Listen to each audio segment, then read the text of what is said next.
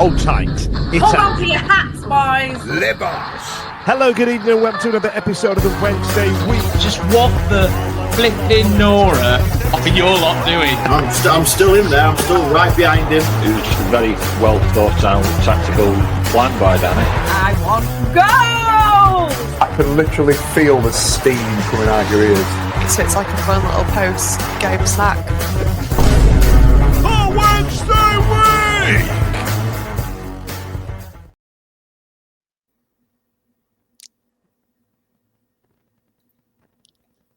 Ash, you muted.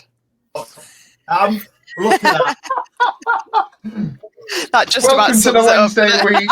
This is where we start. This is how we're doing it. We've got the host who can't even be bothered to unmute himself because of all the profanities he's going to have on our podcast tonight. Come on Wednesday. See you next week. Yeah, cheers for that. Thank you very much for that. I'm not feeling the most bestest, so that's not an excuse. I should be more professional. So apologies for that. I'll start again. We're not live, are we? Are we live? I'll start again. Sorry, apologies. We're either going to have to do some serious editing or put this as an outtake at the end and pretend that anybody that's watching, we'll go again Saw now. nothing. You see, I looked at my microphone and we were all mute when the intro comes on, so I just thought it'd unmute, but it didn't. So anyway, evening and welcome to the Wednesday week. Now, usually, first couple of weeks of the off season, we all know where we stand with players. Retain lists have been released, and all the players are jetting off to Dubai. But no, this is Sheffield Wednesday. We don't do things there. And what we've witnessed over the last 6 months, especially, is the behaviour of the owner. Things a little bit different at our club, and not in a good way. From the manager, from not talking to the manager in transfer window January to the late payment of staff and players twice, and receiving a couple of offers that he's turned down. This is pre-season. This is Sheffield Wednesday. So, evening all. And I think, should we start it? I think usually, come on, you should be. Usually we do this middle of the show, but I think tonight especially. Hot topic! Sheffield Wednesday is the hot topic. The whole show is just one, and started off by me. I think I am the Sheffield Wednesday podcast host because I've just been a shit show there, and so apologies. Tonight I'm joined by Beth, Charlie, and Stevie. Thank you very much for joining me. How are we all right? Yourselves, not your football club. Oh, yeah. Fine. Yeah. Totally fine. Good. Right, let's get straight into it then. Obviously, breaking news over the last 4 or 5 days is our wonderful owner and chairman deciding not to pay his staff and his players. Stevie, it broke on Friday, I believe. Rob Staten, apologies, Rob, if I always pronounce it wrong. But yes, he broke the news that it looks like, it did, that the players hadn't been paid for May. Stevie, anything to add on that? Yeah, it's been a difficult sort of 72 hours on it. One of those roller coasters that you get when you're a Sheffield Wednesday fan.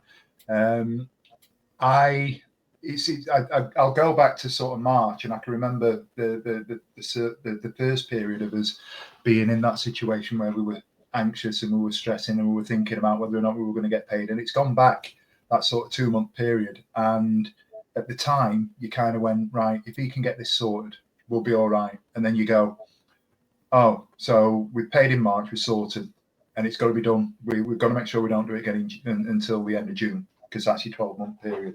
So you go April, May, June. You'd have to be an absolute numpty to not be able to run a business properly and get into a situation where you are finding yourself in that sort of scenario again in such a short period of time.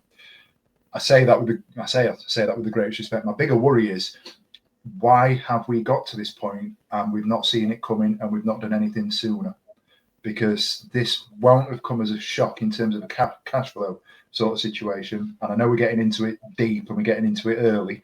However, how can you find yourself in May, sort of 2 months after being in the situation the first time round, in the same situation and allowing it to get to this without being more proactive in terms of what you've done or what you need to do, how you've gone about your business, contacting people.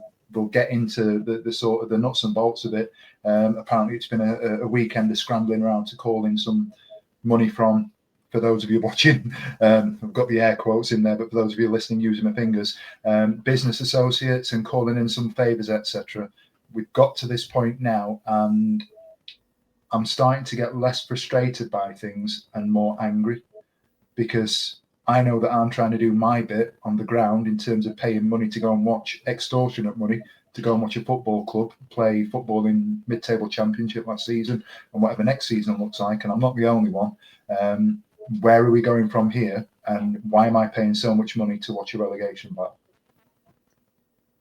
Yeah, I mean, Beth, you obviously this is the second time in 3 months that Chansiri has not been able to pay the staff and players. I don't know how much his bill is, 2 million, 3 million a month, or whatever it is. So he had the issue a couple of months ago. He's paid. You know that this is coming every month. Why is it taking him to scramble around now for money? Well, what you thought? He knows what's coming, don't you? So he'd have it all in place. You know what is coming, but I guess it's menacing round the corner. I think it kind of lingered in the back of my head because I was like, oh, we're struggling to do the bare minimum of business when we're having match days and when we're having kind of our regular kind of processing, our regular churn. So I think it was kind of in the back of my head for a few months now, like, okay, as Stevie said, we can maybe truck through so many of these months until now, and this is literally the first one, so there's no reserves there. There's going to be another payday where we don't have any match days, and we don't know. I think I've seen some stuff today about, I know some of our Sky money will be due, but I'm sure we're not getting a lump sum of kind of £8-9 million. So I think, yes, it's awful, but I don't know when it's going to get better, because surely this time next month we find ourselves in the same situation after another month of no one coming to Hillsborough. Well, that's it. These months, don't get wrong, under my impression, these months are the ones that you need the money from what you've made in the season to carry you through, because like you said, Beth, you've got no income from match day. So he's looking at his spreadsheet and going, oh dear, I've got to find another 2 million. Charlie, what do you think he can do, or what do you think should he do for next month? Because he's just paid, and we believe that he paid £700, I think, something like that was reported, part payment to staff, which is absolutely ridiculous. And sorry, I am coming to you, Charlie, but I'm just going to get on a little rant. Sorry, but we all know footballers earn good money. We do, compared to the likes of us, apart from Steve, of course. But but they still live to their means. They still need their wages month to month, week to week. And to say that they're not getting paid, but then it's the people that are not on footballers' wages that is well. So it's everyone at the club, but it's the staff, off-field staff, you would call them, that I feel sorry for. What happens, Charlie? What can he do, or what do you think he should be doing? Selling the club, but we'll get into that. Yeah. I think, apologies if I get really ranty, because I know I'm prone to a rant about things that don't matter, like pies and Michael Smith. It doesn't really matter. Cream eggs. Cream eggs. It doesn't really matter. It doesn't broadly matter whether it's your very rich footballers you're not paying, or any of your staff broadly, because you're all under contract and you're all employees. That you would have people under your employ, working class people. Most of them a lot of them will work minimum wage, shit wage, for a lot of it a very thankless shit job. A lot of them will be young, and a lot of them will rent, they'll have bills due like everybody else. The idea that you cannot pay those people, no apology, no clear communication, a measly £700 of a percentage of what you own as some kind of consolidation prize is disgusting, and it's absolutely disgusting. And to be honest, I actually don't care about embargoes and punishments and stuff at that point. It's like, yeah, fine, sure, The really important thing is you've got people who have done their job and they've not got their wage for it. There is no excuse. The only thing you can do is pay them and then get gone, because to do it once is unacceptable, really. To do it once is in any kind of business owner. Like, if you don't suddenly, I know how much I get paid and I know what my outgoings are. Unless I suddenly crash my car and I've got a surprise amount of money coming out, you know what your ingoings are like. That is the bare minimum as a business owner, to know what's coming in and what's going out. To have that happen once is embarrassing. To not know your incomings and your outgoings over 10 years of owning a particular business is embarrassing. Twice in 3 months, to not know, to not have those funds, to not have those emergency funds that cover those things. What else could you possibly be prioritizing? What else can you possibly spend that money on? And all this, well, he's waiting for outstanding debts. No, he's not. That's ridiculous. That's a crazy thing to say. Who's borrowing money off that idiot? I wouldn't trust him to lend me £10. It'd probably be Monopoly money. I'd be holding it up to the light. There is no way. There's no possible way that he's waiting for people. That can't be true. What other businesses, what other incomings, it doesn't make sense and it's unacceptable. Where's the £700? Oh, well, I ain't got enough money to pay all, but I can somehow afford 700 for each of you to have. That money doesn't make sense. Either he does have the money, he can pay it and he's not paying it for some reason, or he doesn't have the money, and I don't know what's worse, like that he genuinely is so cash poor at any given time in a month that it's coming up and I can't pay. Oh, it's nearly Friday. I can't pay. Like, that's crazy. Like, you really don't have that money in the bank? That's insane. I don't know about selling. He should be stood outside Hillsborough in the stocks having rotten fruit thrown at him. Like, absolutely peasants' revolt time. Like, we should be flipping storming in and selling the elephants down at the frigging Cash for Gold or something, because this is absolutely disgusting. It's absolutely disgusting. And I'm drinking and it's a Monday. I'm fuming. I'm just gonna. I knew I made a mess of the start, but I'm just gonna. I think I might just sit here and listen to Charlie all evening. That's all right, isn't it? Can I ask a question then? Yeah, I'm jumping in, and it makes it a little bit of a roundtable on this sort of scenario and situation here. Everybody in the comments that we've put up, and I've dropped a few in for those that are watching on YouTube that are sort of wholeheartedly endorsing Charlie. I'll re-stick Slappy's up. Friend of the show, Slappy Gilmore. Charlie. Mad Ward's been on. Go Chaz. We've had sounds one like or two T1 there. Yeah. Well said, Charlie. Matt Schaefer as well. Bang on, Charlie. Izzy Nick. Totally agree, Charlie. There's a lot of people agreeing with what Charlie said. And we're talking about what he should be doing in terms of the next steps. However, there has to be a reason, and I'll throw it out to you three before we get anything in the comments as well. There has to be a reason that he's not, and I'd wonder why. For me personally, I'm sitting here thinking, well, if I'm getting dogs abuse from however many thousands of people that want me to sell the club, and I'm saying on whatever level, I'd be willing to sell the club. Okay.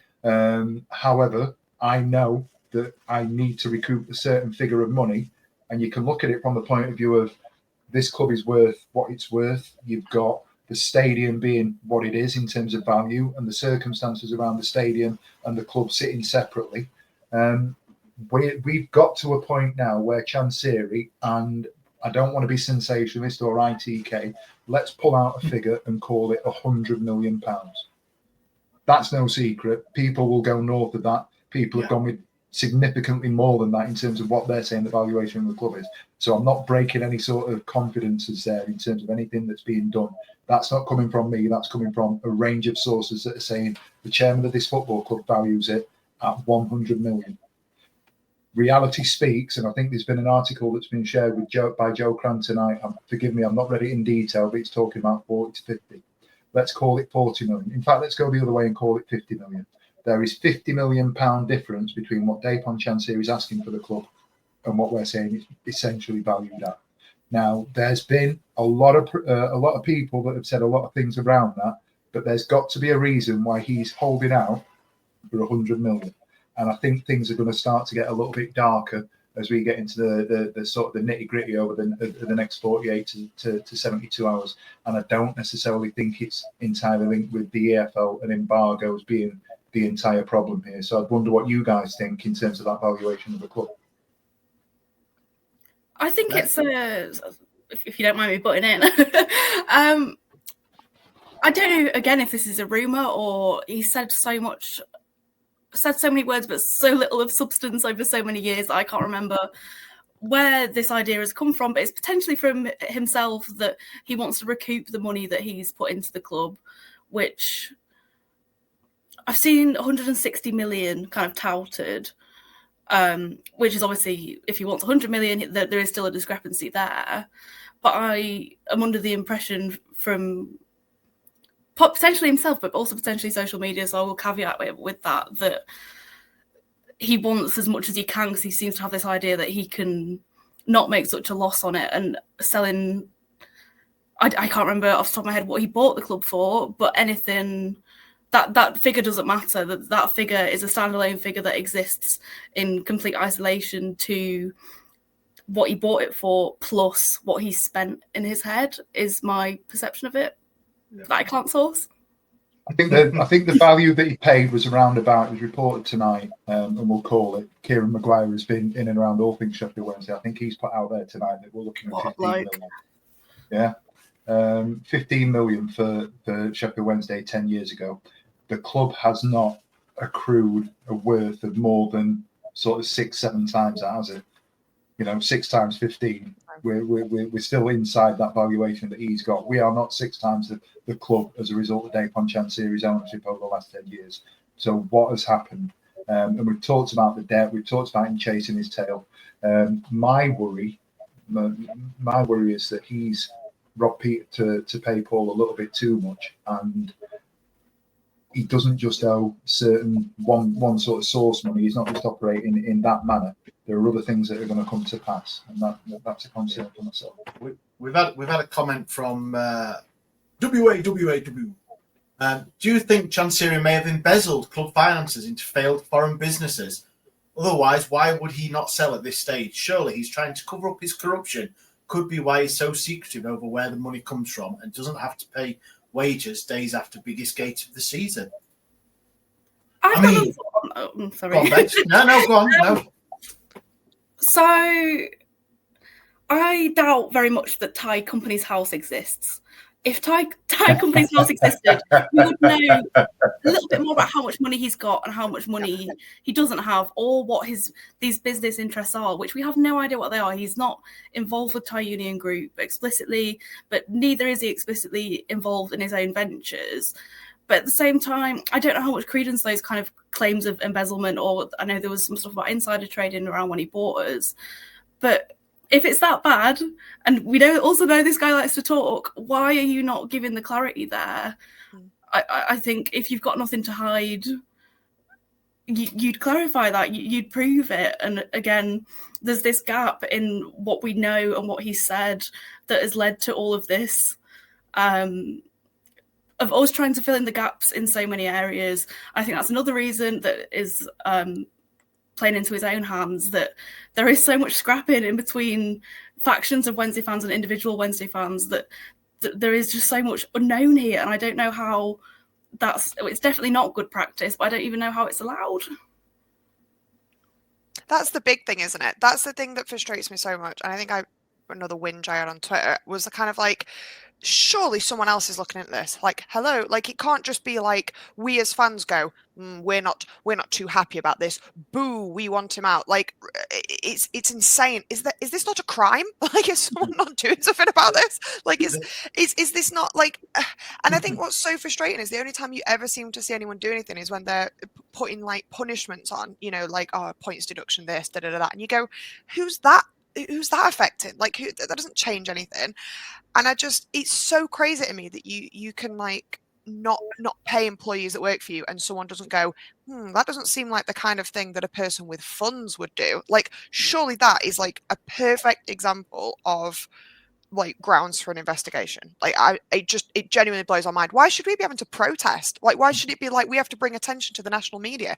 Go and have a look at his books. Like, that's great. Someone else needs to be looking at that. It's nuts. There's a guy on Twitter, forgive me, Matt Thomas, N Thomas Writes. He's been tweeting quite a lot. I don't know his background. I think it's a journalist type background, but he has been doing that sort of investigative work. He's been in contact with people in America, in Thailand, trying to get that sort of information from not just Chansiri and his businesses, but other potential or bidders or people, prospective bidders as well, trying to get the background in are they fit and proper, or where does their money come from? So go and check his stuff out on Twitter. He's trying. He's the only one that I've really seen do any of that sort of investigative work in Thailand, trying to get, because no one knows, do they? We're all told that Chansiri is in some construction. If it was, you'd think we'd have a great stadium, wouldn't you? And a more up-to-date stadium. It's just an absolute.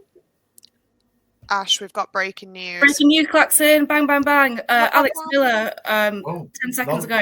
Non-football staff waiting on the full payment of their May wages have received apologetic correspondence from Sheffield Wednesday. Club have said they anticipated being able to pay in full today, but issues continue. No new date discussed. Is the headline, and I'll read the article now. And then get back to it. Then get back to it. Do it cool. Not cool.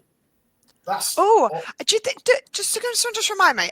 Do banks accept apologies from your employer in lieu of cash?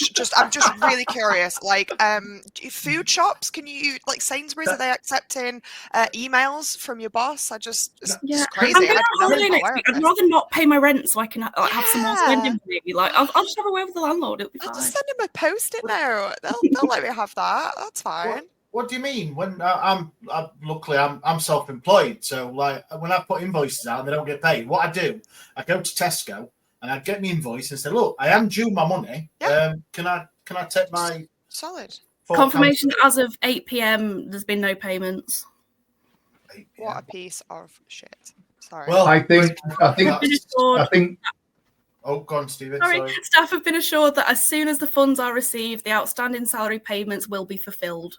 So that's fine. Where's that money coming from? Now it's happening. Jeez. I think the thing on that is, and we'll broach this one. It wasn't what I was actually going to say, but just on that, there's been some rumours flying about today that Chansiri has been in touch with some business associates, trying to call in some favours in the local area. Again, it's one of those things that you become ITK, and this is absolutely not the forum for us to sit here now and try and say we're going to try and break something exclusive. But again, it's no secret. Dapon Chansiri has been reported to have been in touch with certain people to try and get some money into the football club so that he can pay these. If you want to believe the rumours that have been put out there, you're talking anywhere north of £1.52 million that he's trying to get in today. Jesus, I can't get a tenner off my mates. Never mind £1.5 million. If he's tried to do that, and again, I'm speculating, and I wouldn't want to say that this is hard and fast and it's coming from us as breaking news and take it to the bank. We won't be tweeting it. We won't be saying that we're putting anything to it. I'm talking about rumours that have been put out. That may be true. It may not. But the thing is, if he is going out to try and get this money over the line, I used an analogy earlier on. If I've got rent or a mortgage that needs to be paid, I might lose my house if I keep defaulting on mortgage payments, or I'd be in breach of contract in terms of the rent, and the landlord would kick me out. The problem that I've got is if I'm in that situation, the money that then goes back to the mortgage company is the value of the house. Mm-hmm. So I've lost my house and I'm done. But the problem then becomes, what if I've then gone, right, well, I need to borrow X amount of pounds over this side to help try and alleviate the debt that I've accrued over there. And whilst I'm worrying about that debt to that person that I then owe, I might borrow some money over here to pay that person, who then helps me pay the mortgage. And it becomes a chain and a series of situations and events where I'm borrowing money all over the place to try and keep my head above water. I lose my house, but I don't lose the debt because I still owe A, B, C, D. The worry is, and I have no substantial sort of information to say that this is the case, if the chairman owes A, B, C, D, F, G, H, I, J, K, then we're in a hell of a problem, because where does administration sit in this whole scenario? Because the club going into administration will help in some ways, but does it help in terms of the full debt? And I don't think it will. Hence me wondering whether or not that's the reason why we're that's the asking money he wants. That's why the valuation is so big. It's not the money he's put in, it's the money he owes from all the money he's had to get to plug up all the holes. Go on, We should have played rumour mill for that. Go on, Beth, we're going to say It's something. It's got to see the loan shark down the pub. I was going to say that the last bit of the letter that's been published reads, "Your welfare is important to us, and should you have any further concerns, please reach out to the HR department." I bet the Gillies and the Boysies in the HR department also haven't been paid. Yeah. What does their letter say? Please go and speak to somebody who works in the mega store, and everybody's letter as I'm going and speaking to someone else. Right, P.S. P.S. Can you stay over an hour because you might have some complaints coming in? Yeah, a lot of shit. Overtime. Yeah. It's one of those. Unfortunately, it's going to rumble on, isn't it? And this is going to be another thing next month and the month after, and we could be. And it'll be our fault. Because they'll say, well, not the loyal fans. So many of them didn't do their season tickets as expected, and loads of people didn't re-up their season tickets, and now I don't have the money to pay my employees. And the statement will be all like, why don't you all, you non-business owners, why don't you all chuck 200 quid in and we'll do a whip round for my staff.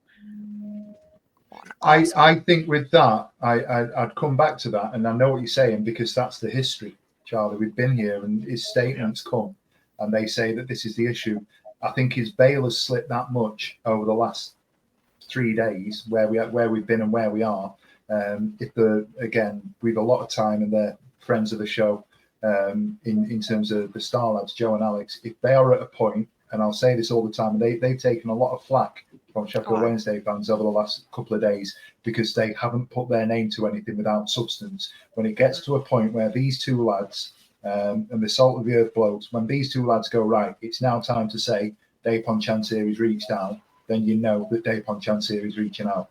If they're saying things haven't been paid and these people have been paid this much, then I put absolute credence in everything that they say, because they will go out of their way publicly and privately to say, if there's nothing to report, we're not going to report it. So they'll have done the due diligence. They'll have got the sources that they need to run with this story.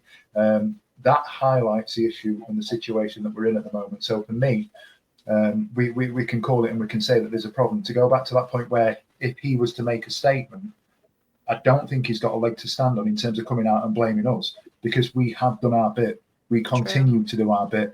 I was lucky. I found myself in a situation where I could get phase one season tickets. I say lucky because it cost me a little less towards that £1,000 mark for me and my daughter. My mate, bless his heart, had to go through some hoops and only got into the latest phase. So he was one of those 20 odd that got the season ticket on the last phase because he wasn't in a situation, for whatever reason, that he could do it earlier on. Now he is. He's paid a hell of a lot of money in and around the time where we're finding ourselves in that situation where things are a little bit more dire than we'd expect them to be at this point. I don't want to be paying north of £500, and it's a lot more than that. Why would I want to spend £700 to go and watch a relegation battle? For us to finish, 24th, for us to be in a situation where we're going, right, we can't sign any players. We can't look in that scenario where the transfer window's open. Can we go to this club and loan this player? Can we look at the free agent market? Who on earth, even if you're unattached at the moment, you've been released by a Premier League club or a top-end championship club, you're one of those journeymen that has gone to 32, 33 years old and gone, right, I've been released, but I want another year at championship level before I drop down. Who the bloody hell is going to go, do you know what? Sheffield Wednesday haven't paid their players 2 out of 3 months. I know. They're a big club. They've got a bit of history. They had a decent manager last year. Barry Bannon plays in midfield. I'm going to go and play there. Nobody's going to do it. No one's going to want it. No one's going to want to come to us. So what does our team look like next year?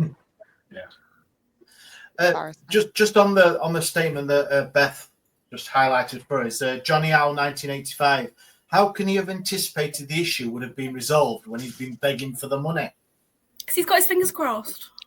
He really, really regrets the situation. Oh, it's so sad. I just didn't have any money. Oh, he's sad. manifesting it. He's sad. Yeah. He's manifesting. He's viewing the vision of the time in which he can pay the bill. Yeah. And He's that a is girl not- boss. He's girl Exactly. bossing.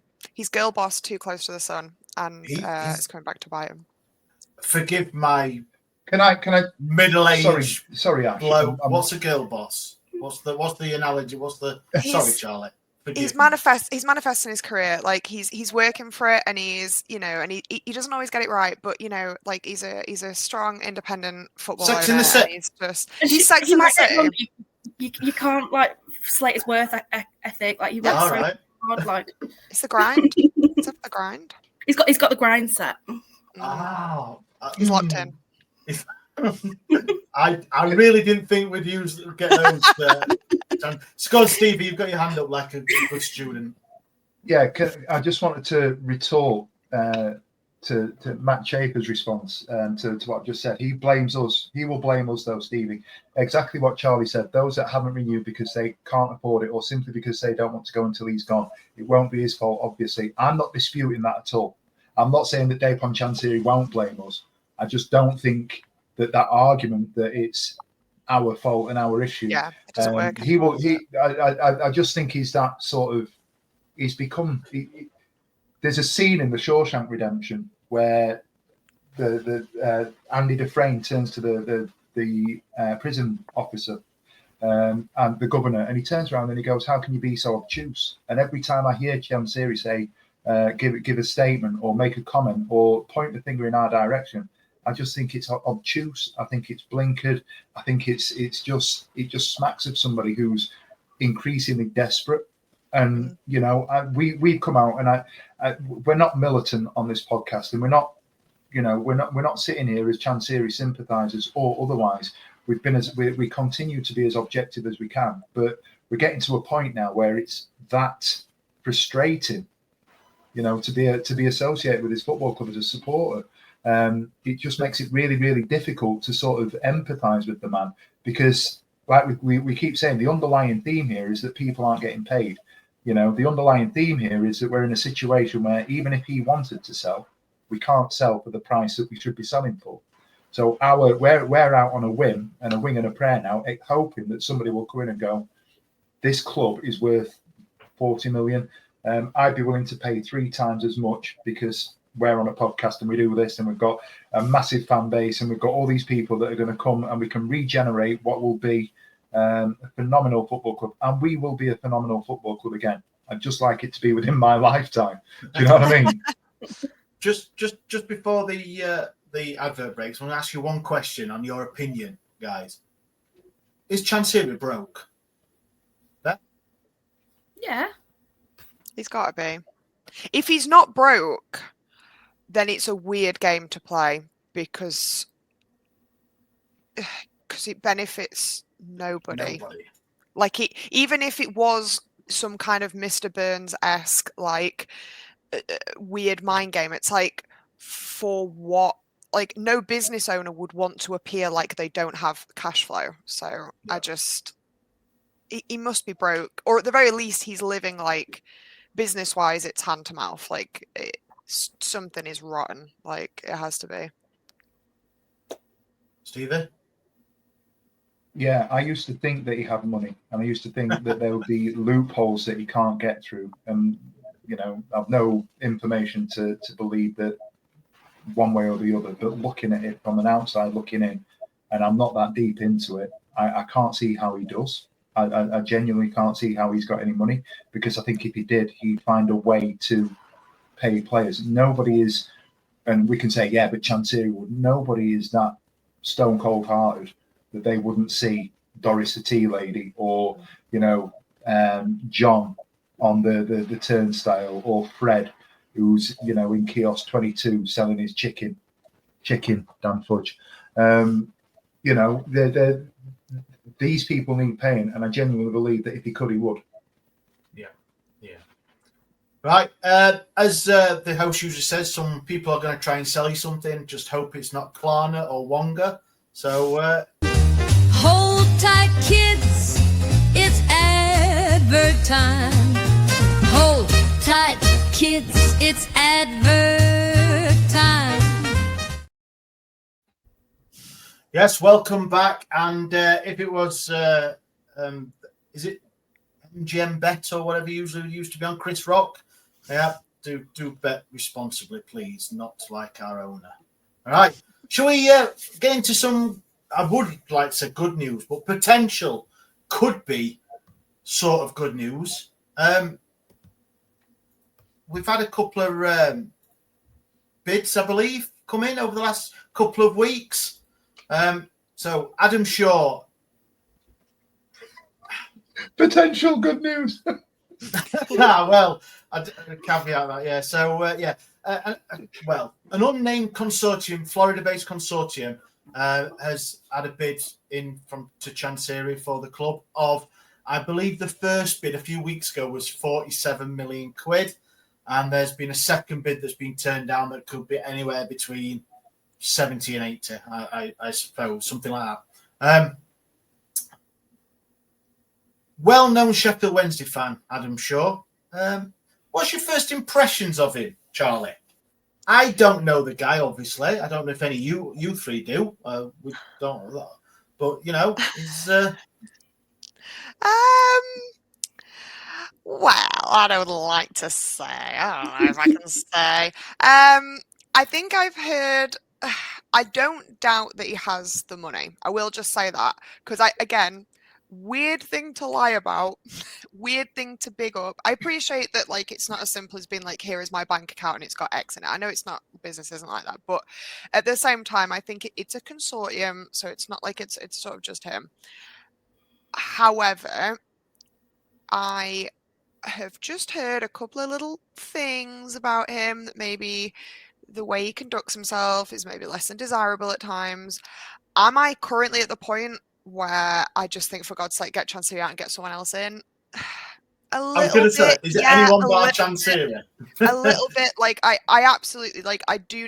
What would worry me more is like another individual who is like, if this was just Adam Shaw, Texas billionaire, I'd be like, oh, I'm not sure about that. The idea of the consortium does make me feel less concerned because it's multiple different people, all with different, because, like, for example, if Chansiri was part of a consortium, it wouldn't be about this one guy at the top. This is the problem we've got now, is it's him and his funds or lack of funds, and it's the sort of the trickle down kind of system. Whereas the idea of having a consortium, like a lot of the really successful clubs are run like that. I don't know the guy. I'm doing a little awkward dance because I don't want to say anything potentially like, I don't know. But yeah, it's maybe. I don't think Chansiri will sell. I think that's the ultimate problem. So I don't think it matters in a way. I don't know. But yeah. Beth, are you on the same mindset of Charlie? Obviously, we've been under the stewardship of one dictator, if you, for one better word, for the last 10 years. Anybody that does come in, and we're not saying it's the Adam Shaw consortium, but would you be happier of a consortium rather than a person being the sole in charge of the club? Yeah, absolutely. I think that was going to be my main thought on it, is someone who's kind of interested in football governance and democratic structures in football. I think a lot of the issues that we've had can be put down to our kind of executive bad practice and stuff like that. Like, it would be really reassuring to me that we're not going to go from one individual psychopath to another individual psychopath.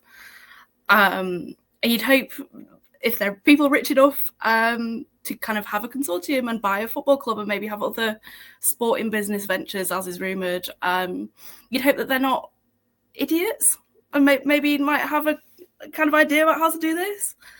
That said, I think, like Charlie, I kind of have my spidey senses kind of tingling about Adam Shaw. Like, there's something that I don't know if I can put my finger on that just doesn't feel quite right about it. Maybe it is the kind of public, he has been very public about all of this, and the line is getting quite tired on social media that these things won't happen in public. Like, guys on X and Instagram aren't going to be partial to these discussions, but the fact that we kind of have been at times is a bit.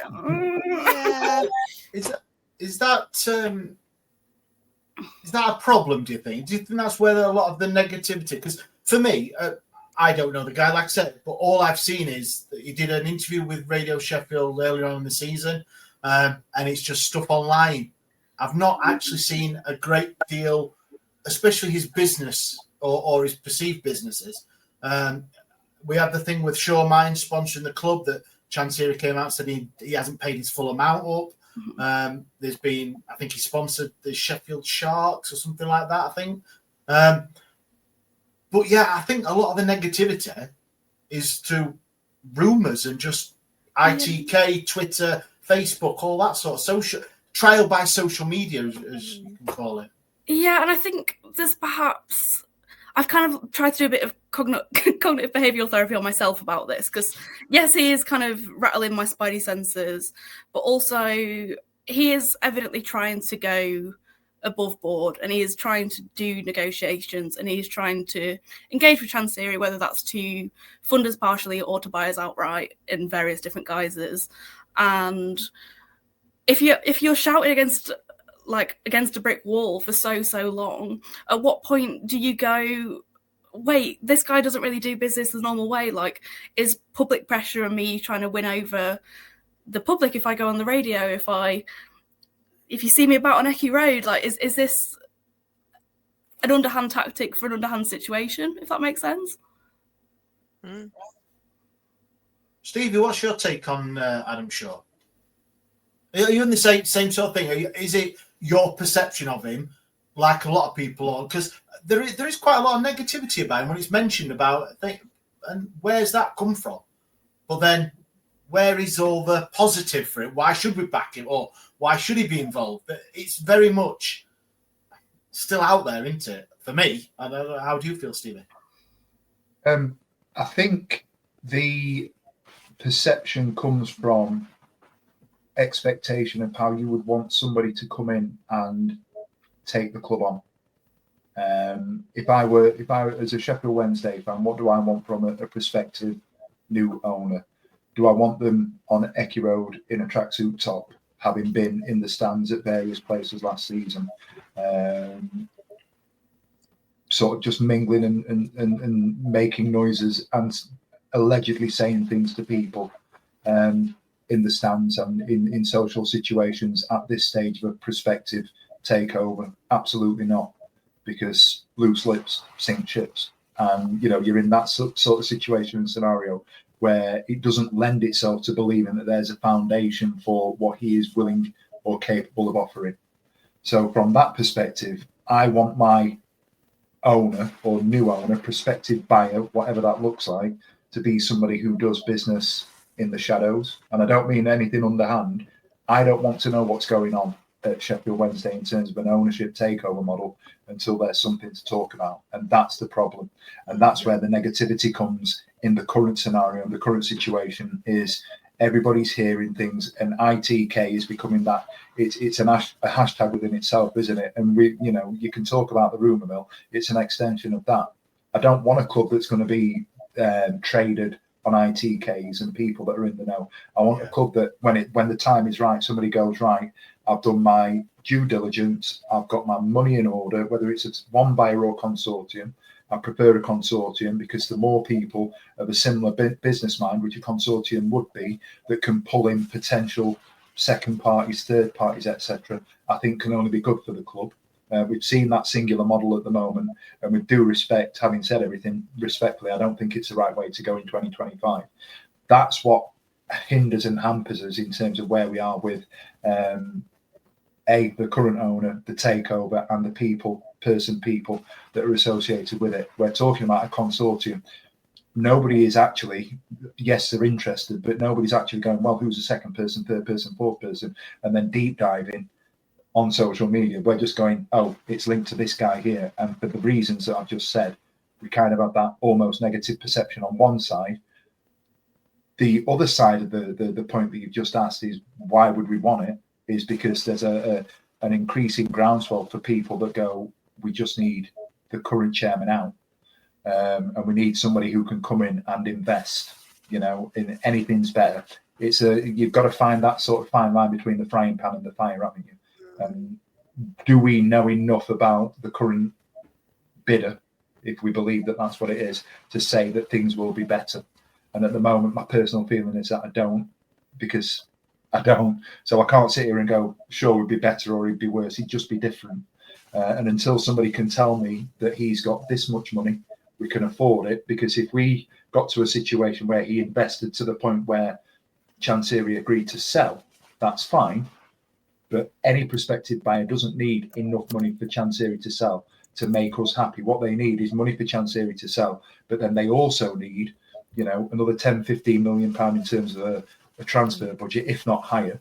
They also need to get the manager sorted. They also need to get the backroom staff sorted. And that's before we get on to stadium improvements, the infrastructure and everything else. So whatever number you want to talk about, whether that be 60 million, 100 million, 120 million, if that covers the sale of the club and getting the ground so we can unify everything together as one, what then do you need to have in the background to sort of say, right, now let's develop the ground. Now let's get the sponsorship deal sorted. Now let's get the transfer sorted. Now let's get a top drawer manager, whether rules in or not. 46 minutes, and we've just mentioned Danny Röhl, by the way. Least of our problems at the moment, innit? Least of our frigging problems. Get all of that sorted, and then that's where we are. If somebody can tell me somewhere that that's what Adam Shaw's got and that's what he's bringing to the table, absolutely fine. I'll take it. We've had a couple. Sorry, Charles. We've had a couple of comments. Mad Ward says it's going to get a hell of a lot worse before we see a positive outcome. Gary Allsop, Rob Staton, Rob is doing an interview with those that have bid for us on Wednesday, so I'm sure it will all come out. And he made a point of saying it's not. Sorry, I was listening to Football Heaven before I came on. It's not Adam Shaw that's going on Football Heaven. It's the other guys. So I guess that should be able to help us maybe fill in some gaps and kind of watch this space on this kind of grey area that we seem to all have. Yeah, the multi-billionaires then. Can't wait. Yeah, it'll be good. That. Reveal yourself. Because Adam Shaw is... Come on down. Yeah, it's no likey, no lighter. Yeah. Multi-billionaire, reveal yourself. It's Adam Shaw's just the face, the public face or perceived public face of this consortium. So yeah, you're right. It will be good because we've just gone on about it for 15, 20 minutes about we don't know. And obviously, Gary Fox, listen, he cannot be any worse than Chansiri. Surely to God, Radio Sheffield got an interview with the consortium on Wednesday. There we go. It's like that meme, innit? It can. It's like it could. Like, I'm not saying it's not bad, but in theory, things could always be worse. But and possible scripts. Hopefully, it's not Shaw or Simon. That'd be anticlimactic. Yeah. Well, I think we can leave that there and saying tune in wouldn't really plug other people's shows, but why not? Tune into Football Heaven on Wednesday night. Did you say, Beth? Yes. So, yeah, there we are. Cool. Right. I've got a little bit of. I said about positive news. It is positive news. Owls in the Park's been mentioned this week. Been announced. It's the 28th of June, a Saturday. 11 till 4, get down to Hillsborough Park for lots of fun and stuff. Steve has done a little bit of prep for the show. And the question is posed: is it the right time to do Owls in the Park, given everything that's going on? Charlie, it's tricky, isn't it? Because if we didn't do it, then that feels awful, isn't it? It's like been like, sorry kids, we can't afford Christmas this year kind of thing. Like, is it worse to do it than not do it? I also think it all comes back to this idea of like, should we keep putting money into something? Should we keep supporting something? Because if we don't support it, that's an issue. But if we do support it, that's an issue, and it becomes really difficult. I also can I just say, sorry, Charlie, to interrupt you. It is this is arranged by the community project. It's not Sheffield Wednesday funding. True. So it's if you buy for something that it's not going to the club. So we're not gonna be paying Barry Bannon's wages. No, no. What is 50 grand a week? I don't think we can afford it, or whatever it is. I understand the argument of as well. It's like it's something for kids, it's something for families, and I think it is sort of important to remember that football is a hobby. It might be a horrible, horrible hobby, but it is a hobby. It is an interest, and it's going to be harder and harder for people to keep their kids interested in this godforsaken football club. I don't think it's wrong that they're doing it, but I also do understand some of the people who talk about it being a protest and things like that. Like, whether or not you agree, like whether it should or it shouldn't, I can understand the feeling that just at every avenue and every opportunity people want to voice that they're not happy, and I get it. But it's, you know, it's the same reason that people will hate Chansiri but still get a season ticket so they can take their kids, like, because that's what football's about. It's about the memories, it's about the experience. So I don't know. Crap answer. No, you're right. Stevie, I know you posed this question for us and the listeners and watchers, and but what's your thoughts on Owls in the Park? And it's a community, family oriented charity raising funds event, and I know there is some people that go to this event, like Soda, the disability supporter, Owl supporters group. They use this to fund. This is their fundraising for the year. This is their major fundraising, so they do use it as a big fundraising thing for themselves. I think we should do it. What do you think, Stevie? Yeah, 100%. I think if you are using it for, if we've got clubs or supporters groups, forgive me, not clubs, supporters groups that can use it as a fundraising opportunity, yeah, absolutely, 100%. You turn this into a positive and make it whatever the state of the club looks like in a month's time. We make this the genesis, ground zero, whatever point zero, the starting point for the next 2 months to get us into the next season and say, right, we've had a little bit of a wobble, but now going forwards, this is everything that we need to unify the fan base, and we get to that point, then yeah, it's an absolute no-brainer. Have it, let's have some positivity into the club and sort of the fan base, but for God's sake, please don't protest. Please don't turn it into a, say, political vehicle. It's not that, but, you know, don't make it a soapbox for people that want to be negative about the club and the ownership, because that's not what it's about. The community initiative is and continues to be fantastic. And there's some great people down there. I've got some mates that are involved down there as well. I would want them, you know, to be able to put on a fantastic day in the sun that I can take my kids to and have a really good time. Yeah, Stevie mentioned the protest there, Beth. I totally agree with Stevie. I mean, it's branded. I know Sheffield Wednesday put it out, and I think Izzy has just mentioned here. Community Foundation, great. It does need to be branded as theirs, and it isn't. It was Sheffield Wednesday put it out, so I think a lot of people do think it is a Sheffield Wednesday thing, which is the negativity that could be around it. I always give the thing of people's right to protest, of course, but there's times and places. So for me, what's your take on it, Beth?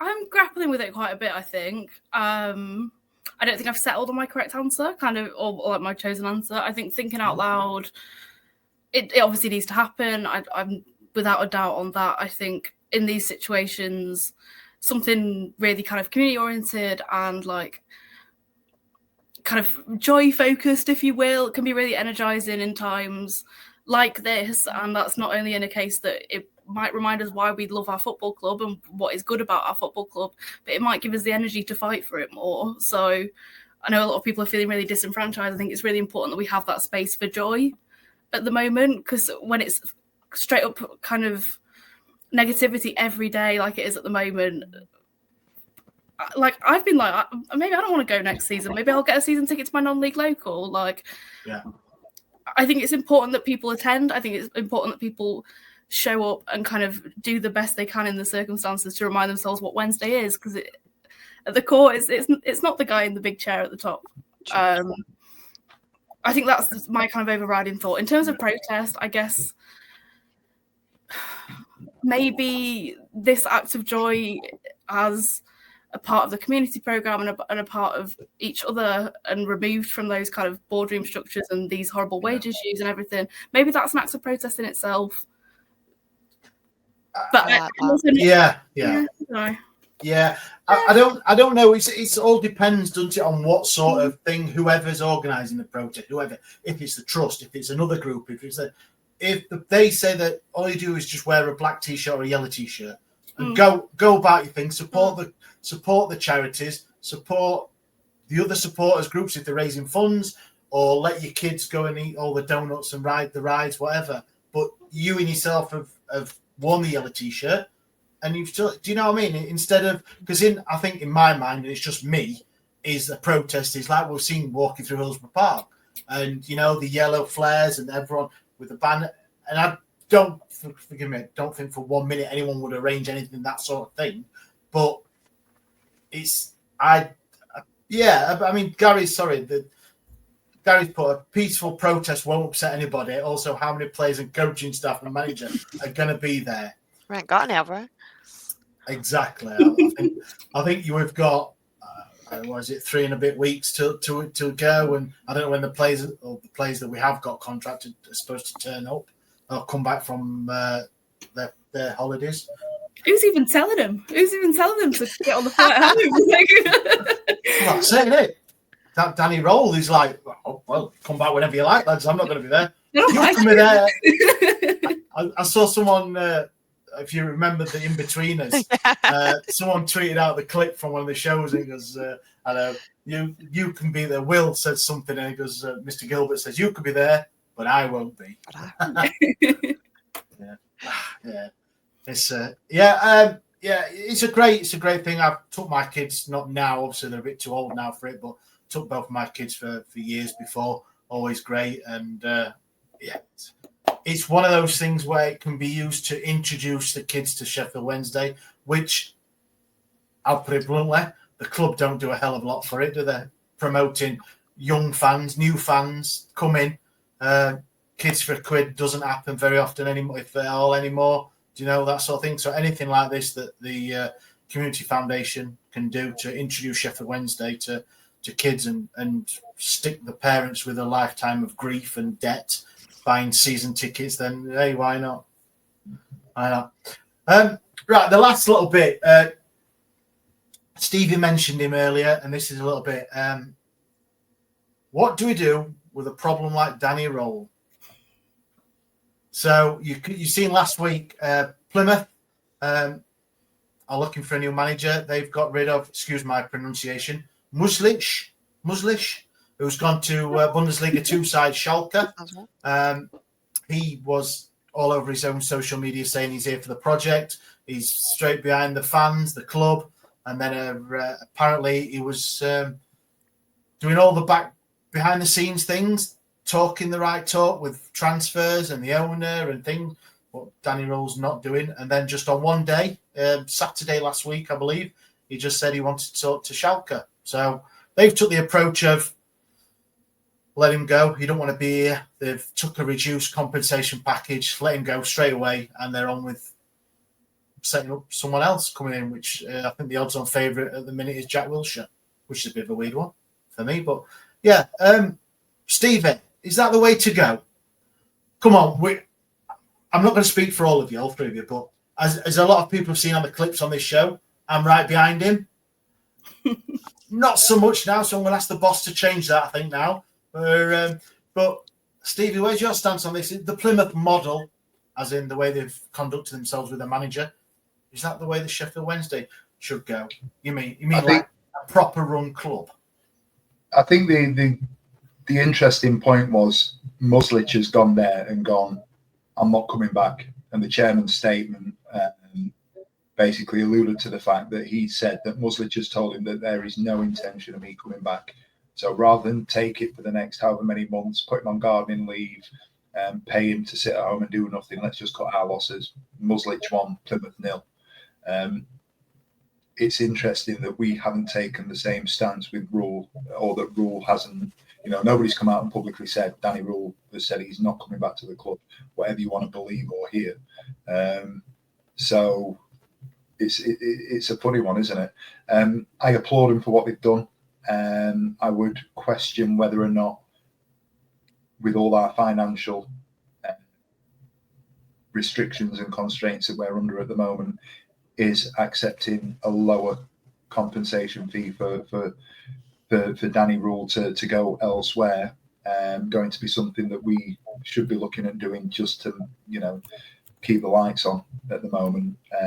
Take away the sort of coaching and the personal feel of it. Is that something that we need to do? But then beyond that, where are we in terms of time frame and time scale? Nothing's been said, nothing's happening. So I don't know. I still think there's a place for Danny Röhl. Dare I say it? I still think there's a place for him at the club. The worry is that it hasn't moved on in the way it has for other people. So I don't know. Charlie, big sigh there. I feel a lot of different ways about it. I think whether or not you want Danny here next season, don't want Danny here next season, whatever you kind of feel, arguably that bond that we had this time last year has been, if not broken, then severely damaged. I wouldn't want to be an employee of Chansiri's. I wouldn't want to not get my wage. We'll never really know what discussions were made at the time of that contract being signed last year. Like, we don't know. We don't know what was promised that might not have been lived up to. Situation at Plymouth, he's radio silent.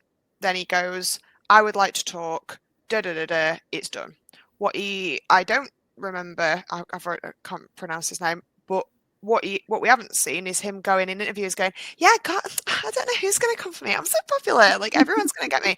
Like, the first you hear of it is he's kept his cards close to his chest with as much respect for the Plymouth fans as he's able to do. You know, like, shit happens. Hell, Steve Bruce went, oh, yeah, well, I don't really know.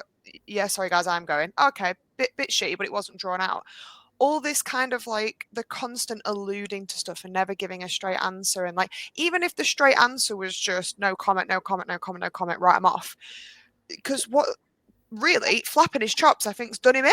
I don't think we're going to get a penny from that, because I think everyone's going to go, whoa, you know, it's a little bit like, you know, if she cheats on you, she can cheat on, you know, if she cheats on him, she can cheat on you. It's that kind of thing. Like, it doesn't show a great deal of loyalty and doesn't really, you know, it lowers his stock quite a lot. And I think, however, why should we have to not make the money off it? The one thing I will ever praise Chansiri for is that he knows how to put a price on somebody's head, at least when it came to manager stuff, like not pretty so much players. Like with the Steve Bruce thing, we made money out of that. Like, it was like, okay, fine, but we're going to get some big bucks out of it.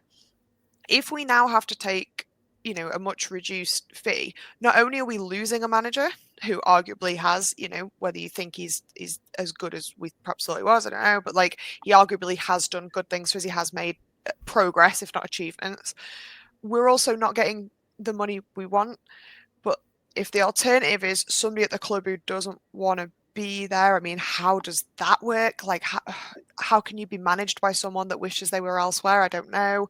I feel like that's how he felt since January, and look at that. Look at the state of that. Like, it was pretty obvious that he wasn't, you know, as happy to be at Sheffield Wednesday as he certainly was. Like, if we completely cut our losses, we lose on all fronts. So we don't get the money in. We lose a decent manager. And we then have to find another one who, by all accounts, may not get paid. I don't know. Well, you're right. We said about signings in the summer, didn't we? We're about a manager potentially as well. Where do you stand on this conundrum, Beth? I've been thinking about this a lot because I wrote a column about it today. Have you? Oh. I have. It'll come out tomorrow if you want to read it. I think the most important part of this kind of statement, which I spent a lot of time reading, is the point where they're talking about, yeah, we could have insisted on this full compensation, which is what Chansiri is doing.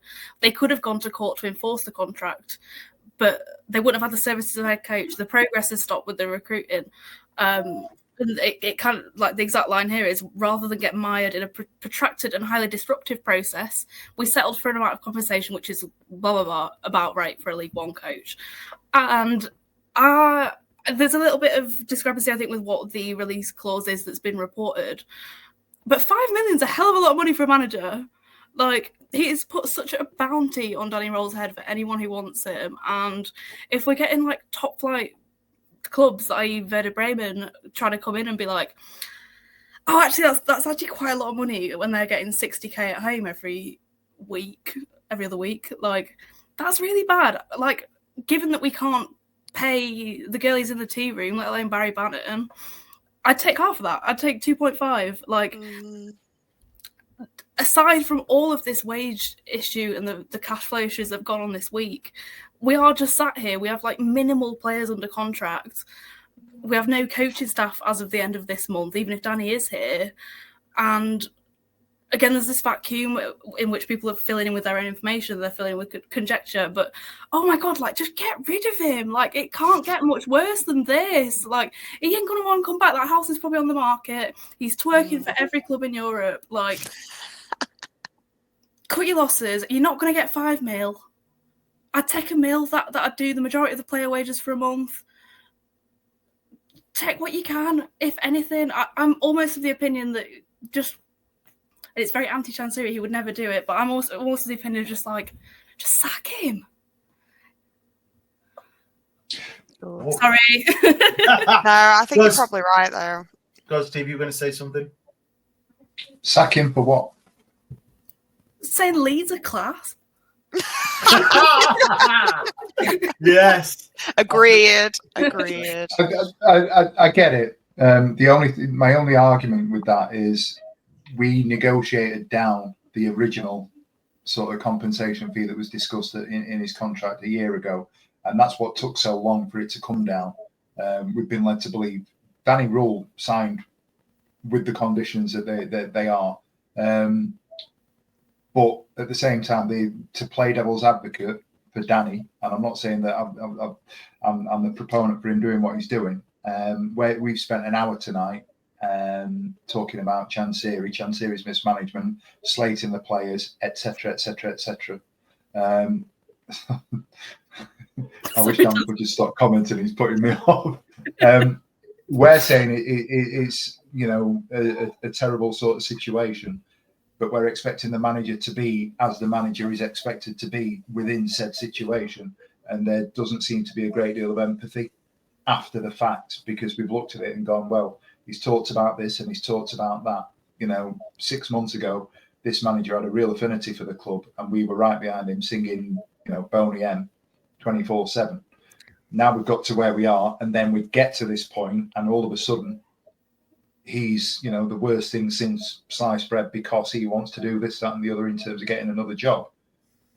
I wouldn't want to work in the situation that he's working in at the moment, and I'm not sure too many would. However, the other point of it taken away from everything else is, if he's got that bond with the club that he's found, or with the fan base and the area and everything else that he's found it difficult to sort of manage, then I kind of get where he is with it all, and I'm just playing devil's advocate. I've got another thinking out loud thing. Maybe this is my own gap in knowledge of how this kind of works in the nitty gritty, but what does Danny have to gain from a club coming to buy him out? Why is he not writing a notice and being like, true, found? There could be something really obvious there that I've forgotten, but if he's that grumpy about it, how does it work? I see. This is where I do show my ignorance, but with it's so tricky. If he signed, can you not quit your job even though you've signed a contract? I don't know. Can he not quit? Is he not allowed to quit? I really don't fully understand it. Presumably not. Presumably that's the whole point of the contract. But would he have to pay the I actually have no idea. I don't know what I'm talking about. But I don't know. You can pay yourself out of the contract, can't you? Which is presumably with what? With the wages he's not been paid. But that would be a potential club he's going to. So they would then say, look, you buy yourself out for whatever you can do, and then we'll give you the money on your signing, whatever. Yeah. So I think the Southampton thing's very interesting. Do you not think that's the biggest twist, I think, is they get relegated as expected. In theory, if there's something about they'd have slightly lower compensation from becoming a championship club, and then they're like, please welcome to the stage, not Danny Röhl. And everyone was like, okay, that's interesting. Pretty sure that was almost a given. I don't know. This is all, and I'm sure no one was perhaps more surprised about that than Danny. He surely must have maybe thought that he was probably going to go to Southampton. Why not? I don't know. It's just something else is there, isn't it? There's something that is making him not desirable in a way that I think anyone would have snapped him up and maybe even paid the money potentially. I don't know. I think we've had the comment of the night from Justin here. Justin saying, you couldn't pay me to work for DC. Oh, hang on. True. That's it. Good question. Breach of contract by not getting paid? True. Twice. I believe if I remember correctly from Kieran Maguire, it has to be 14 days late, and then it's usually football breach of contract. Although I could be misremembering, but that does stick in my head. That sounds like. So, how many is that? 3, 4? I mean, is it in total 14 days, or is it in that one instance? That I don't know, because last time it happened, we had done it before. Yeah. Wickerman's comment: we only know about the one interview we did, and everything else is reading between the lines. That is in response to Matt Schaefer's question. End of the day, how much do any of us actually know the role situation? Just like the last hour and 11 minutes of this show, Matt, we don't know anything. We're just here to offer our opinion in a light-hearted and comedic fashion and entertain you on a Monday night. And it's not raining, is it? It's still bright outside, actually. So yeah, that's nearly it for the show. Nearly it. Stevie Spendog Spence has any other business. So pin back your ears for this informative bit of information. I'll put this image up. Next week we are going to be. I'll get my dates right. Yeah, we're going to draw, because we're bored in the LMS chat. We're going to draw our teams live on air for the TWW Summer Sweepstake. The LMS has paused, so we're going to do a Club World Cup 25 sweepstake. £5 entry. £5 will get you a total prize of £100, with 60% going towards funding the TWW Community Initiative. We've got around about 23, 24 people in the LMS group chat that have already said that they're committed. But if there are people that want to get involved, have a look on our socials for all the information. We'll put that poster up. And we'll see if we can get enough people sorted over the next sort of 5 days, so we can draw that on Monday night next week, so you'll know who your team is. I thank you. Thank you very much. Once again, get yourselves involved. Thank you very much, guys. It's been a cracking show for how negative we all are. I think we've got through that all right. Anyone watching, listening, please click a like, subscribe, all the usual good stuff. Thank you. The socials are at the bottom of the screen. If you're listening to this, go on TWWcast on X and the Wednesday Week on YouTube and all that good stuff. Thank you very much, Beth, Stevie, Charlie. It's been an absolute pleasure. And we'll be back next week. See you later. Every week, live from 8 p.m. It's the Wednesday Week, bringing you football analysis. He came in. I think he scored a goal. Bringing you banter. Yeah. Bringing you responsible life hacks. Met you wonderful souls at 10 a.m. for some shots. The Wednesday Week. 1, 2, 3, 4 live. Available on all social medias. Obviously, this goes out on YouTube and as well as all the other social media out there, podcasts, etc. The Wednesday Week 24-25 season. Join us. Put on your podcast.